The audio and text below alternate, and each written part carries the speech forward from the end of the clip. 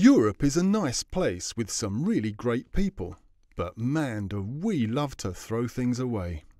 In fact, the average European junks about 525 kilograms of waste each year. I mean, that's a whole lot of stuff. And much of it really is stuff as opposed to waste. Useful stuff, worth money. All in all, it's just a waste of waste, isn't it? It's pretty hard on your back too. So, what can you do about it? Stay tuned. OK, so you've got your half a tonne of waste, which might not make you half a tonne of money, but it could make you some. And off we go. A lot of the stuff in the bag is pretty useful as it is. Some bottles just need a wash-up and a new cap. And old clothes and furniture come back into fashion before you know it. Some of it might need a bit of repair, but hey, that's job creation right there. Can't be a bad thing, can it? That's it, we're talking reuse. You might need to spend some money to make this happen, but since useful stuff is valuable, you'll get it back. And then some. Now, some of your waste might be useless in itself, but made out of good stuff, like metal, glass, paper and cardboard, all of which can be utilised again if you treat it right.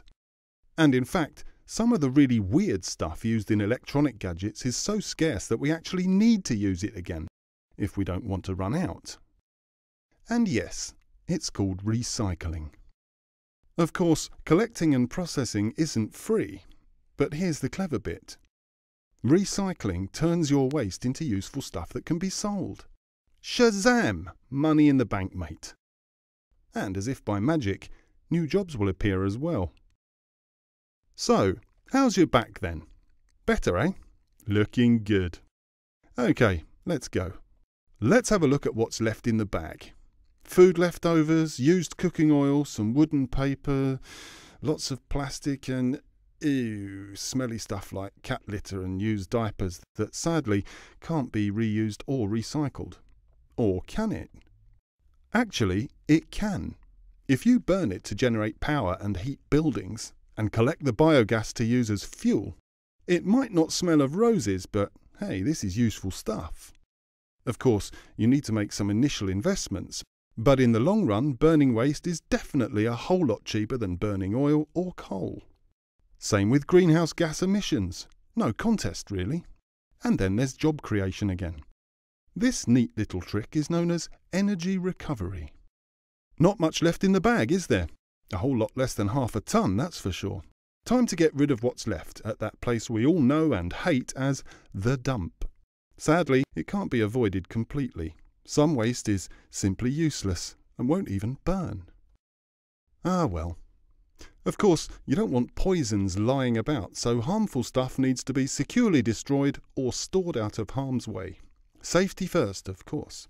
And there's job opportunities there as well. But hang on a second. Do you really need to create that much waste to begin with? Come on, it's half a tonne for crying out loud. Of course you don't.